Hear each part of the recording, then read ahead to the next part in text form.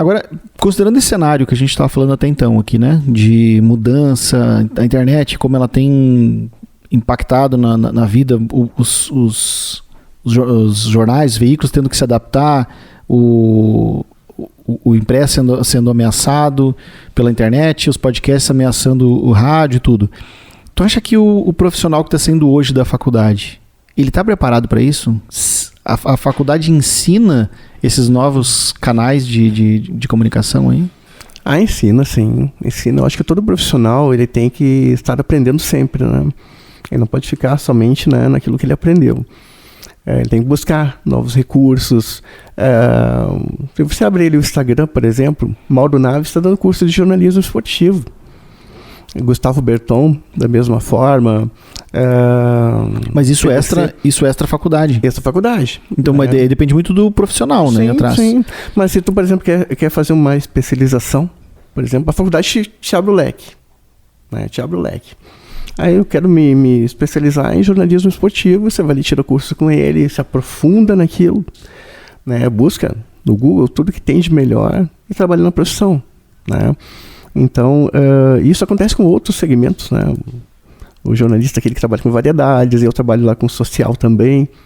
O mundo, ele mudou, né? E a gente tem que se adaptar, o jornalista, ele tem que se adaptar, né? Quem se formou em comunicação social sabe, né, que tem que buscar novos ares todos os dias, né? A informação, não adianta você botar só um canudo embaixo do braço e achar, pô, sou o rei da cocada preta. Não é.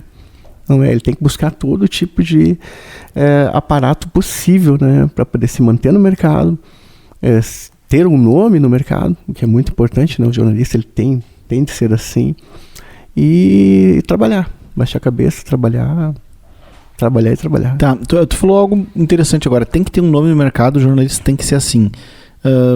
Por quê? É que facilita, né? Facilita. Por exemplo, as empresas hoje estão contratando aqueles jornalistas que se formaram há pouco tempo, né? Não tem muita experiência. Perde um pouco de credibilidade porque ele não tem as fontes, né? Ele não tem aquela experiência, né, de realmente buscar o conteúdo certo por muitas vezes. Claro que ele vai chegar, né? Mas logo que ele já pega o canudo lá, o seu registro profissional, claro que ele se assusta, obviamente, mas ele vai entrar para o mercado de trabalho. Porém, se ele pegar um outro que já tem uma experiência um pouquinho maior, contatos maiores, isso é uma mão na roda. É uma mão na roda, né? Ontem eu falaste aí do Douglas Costa, o Vaguinha, né? O Vaguinha estava colocando no YouTube ali que a fonte falou para ele e tal. Então, pode dizer, o Vaguinha, ele tem um nome, mas lá, obviamente, né? Fez muito pelo jornalismo esportivo, então ele já tem as fontes na mão, né? Eu citei antes do Mauro Naves, ele teve aquele probleminha com o Neymar, né? Que ele, inclusive, até saiu da Globo por causa disso. Então, mas tu tem que ter. Eu acho que hoje o jornalista, ele tem que trabalhar para botar o seu nome no mercado da melhor forma possível, porque isso facilita muito, né? Mas facilita para o jornalista conseguir fontes melhores, ou facilita para ele conseguir um emprego, por exemplo? Não, em todos os âmbitos, né? Porque, na verdade, ele tendo um nome, abre o leque para ele, né? Abre o leque, ele pode ser convidado para trabalhar num podcast, numa internet, num site, né, grandioso, numa RBS, numa Band, por exemplo. Daqui a pouco o Meneghetti está nos ouvindo aqui, vou contratar o fulano. Então, o nome, ele te dá um outro, você sobe de patamar, vamos colocar assim, né? Você mostrando o seu trabalho, não apenas, né? Você conquista esse nome que eu falo, né? É mostrando o seu trabalho. Né? Então, o veículo hoje, quando ele vai contratar um jornalista, ele olha para isso, o quanto esse jornalista é conhecido, o quanto que ele vai conseguir boas matérias, ou boas entrevistas, ou boas notícias, enfim, ele é conhecido e... seria o ideal, né? Mas isso é visto, sim, então? Sim, eu acho que o profissional que ele se destaca, né? Ele tem que estar entre os melhores, né? Por exemplo, a RBS, a Globo, vamos em termos nacional. A Globo tinha os melhores jornalistas com eles. Hoje, claro, né, eles perderam alguns, foram para algumas outras emissoras, enfim. Mas os melhores estavam na Globo. Isso é indiscutível. Né? A mesma coisa... A Globo até muito tempo eles deixavam... Tinha um contrato com a pessoa, seja ator, jornalista, todo mundo, e deixava o cara lá numa geladeira, pagando um salário e tudo, só para ele não ir para concorrência, né? Exato. Nós falamos sobre futebol, o Palmeiras estava fazendo isso. Ele contratou todo mundo no mercado para não reforçar, né, os outros times para o Campeonato Brasileiro, enfim. Mas então, as emissoras, elas pensam assim, né? Acredito eu, na minha humilde opinião e na experiência que tenho, nesses anos todos aí, né? Trabalhando em prol do jornalismo, você tem que ter um nome. Se você não tiver um nome bacana, não fazer um trabalho e mostrar isso, vai ter assim, não vai ter tantas portas abrindo, né? Mesmo você seja assim um excelente profissional. Então você tem que colocar. Então o que gera o nome? Jornal impresso, coluna social, por exemplo, né? As plataformas, o Instagram, Twitter, né? Enfim, YouTube, canal no YouTube, tem de ter, né? Tem de ter. Claro que algumas emissoras, quando ela te contrata, você não pode, né, espraiar, por exemplo, um tipo de assunto no YouTube, né?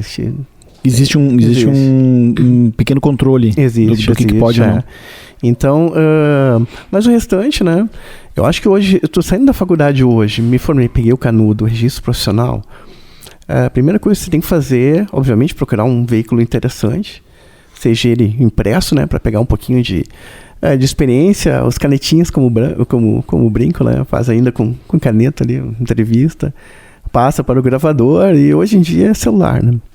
Mas começa do zero, faça um bom trabalho, mostre um bom trabalho e com certeza as portas abrirão, né? Não tenho dúvidas disso. Então, pelo que eu estou entendendo disso que tu está falando, construir um nome, ele vai ajudar em algumas coisas. A primeira delas é ter uma vida mais fácil mesmo e conseguir acesso a fontes. Enfim, se tu tem boas fontes, tu consegue fazer o teu trabalho de forma mais fácil. Com certeza. Então esse é um ponto. Ponto 2, tu vai abrir muito mais portas dentro dos veículos e de veículos maiores também e até mais opções de mercado de trabalho. Esse é o segundo benefício. E o terceiro que ficou subentendido aí, mas eu acredito que sim, é o salário mesmo, né? Porque se tu tem algo que é esse contato, né, o nome, que é um diferencial para as empresas contratarem ou não, isso deve impactar diretamente no salário que esse jornalista recebe. Com certeza, né? Porque ele já tem tudo praticamente, a sua base está pronta, né? Como tu falaste, trabalha no jornalismo esportivo, tem todas as fontes dentro do Grêmio Internacional, Novo Hamburgo, Aimoré, Juventude, enfim. Estou falando isso tratando do Rio Grande do Sul. Então você tem essas fontes já. Então é mais fácil eles te contratar do que contratar um outro que não tem que começar do zero, buscar tudo. E a fonte, ela pertence ao jornalista e não ao veículo? Sim, o jornalista. O jornalista que tem praticamente ele busca isso, né? Com a sua experiência, ele vai entrando em certos campos ali, consegue o telefone, né? E ele tendo nome, ele tem uma credibilidade para com a sua fonte, né? Porque, por exemplo, a fonte ela não vai dar uma... Olha, estou aqui, por exemplo, né? Estou aqui com o Renato Portaluppi e amanhã eles vão estar fechados com o Douglas Costa. Aí ele vai me passar. Obviamente eu vou checar. Né? Vou checar, mesmo a minha fonte passando, com certeza eu vou checar para dar notícia, né? Não posso... O inexperiente talvez pode ser que... Fica entusiasmado. Já largue ela. E daqui a pouco pode ser que, né, dê um probleminha no meio do percurso e não haja contratação, obviamente há uma falha de informação. Então, a fonte ela é muito importante, né? E ela não pode, de maneira alguma, ser dita, né? Foi o conselheiro tal que me passou, né? Foi o... enfim, então você tem que blindar praticamente as fontes, né? Para que você tenha mais credibilidade, para que ela possa te passar futuros, né, assuntos que vier, né, no percurso ali, sabe? Então, E existe técnica para isso? Para ir construindo isso? Para conseguir... Imagina, sei lá, eu me informei hoje e vou começar a trabalhar. Aí me dão Denis, tu vai ter que entrevistar o Renato. Como é que o Denis chega no Renato, sendo que não tem fonte nenhuma? É o primeiro dia de trabalho, meu caderninho de contatos está vazio, minha agenda de telefone está vazia, e agora? Primeiro a gente vai entrar em contato com a assessoria dele, né? Daí a assessoria vai marcar a entrevista, enfim, o que tu desejas ali com ele. Provavelmente, né, uma entrevista. Ela marca e você vai fazer entrevista com ele, tudo, e ali você já vai pegando uma amizade com a assessoria dele, né? Aí daqui a pouco, me abre uma portinha lá, tu vai indo, né? Uma portinha lá daqui a pouco o Michael lá, tô falando do Grêmio, né? Do Michael lá.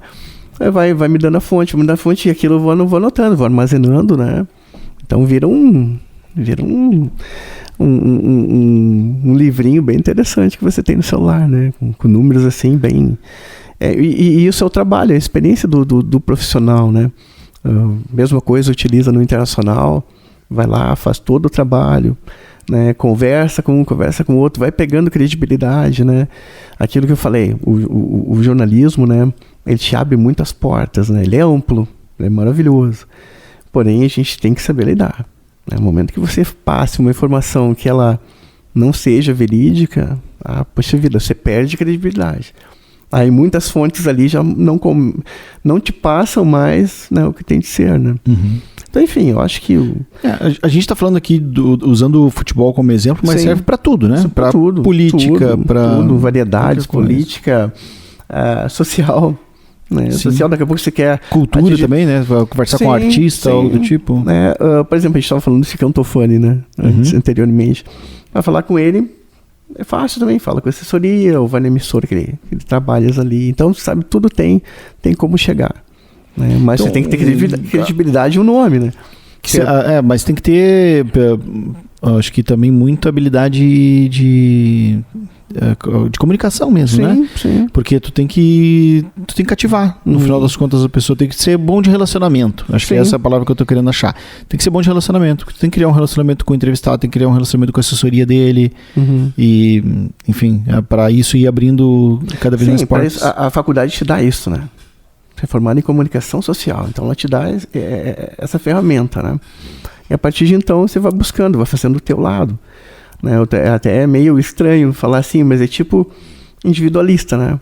Você pega, vai fazendo o teu trabalho, obviamente, né? Com seriedade, transparência, né? Principal. Né? O jornalista ele não pode, de maneira alguma, não utilizar esses termos, né? Tem que ser transparente, tem que, né? Como eu disse, blindar as suas fontes, buscar a melhor forma. Vai fazer uma entrevista com o Renato, por exemplo, que a gente estava conversando, pega a essência dele. Tu tem que ter o feeling, né? Pega a essência do que ele quer te falar. Né? Porque tem muitos jornalistas que pegam, tô com o Renato naquela emoção, né? Pô, o cara é ídolo no Grêmio. Ou tô com o D'Alessandro, que era do Internacional ali. E se empolga, deixa a emoção, né? Ficar acima. Quando na verdade você tem que baixar, né, a sua onda mental e tentar pegar o feeling dele da melhor forma possível. Porque às vezes, muitas vezes, em uma entrevista qualquer, ele vai falar alguma coisa, né? Por exemplo, agora, poucos dias atrás, ele falou que estava conversando com o Carioca, mas o Carioca tinha saído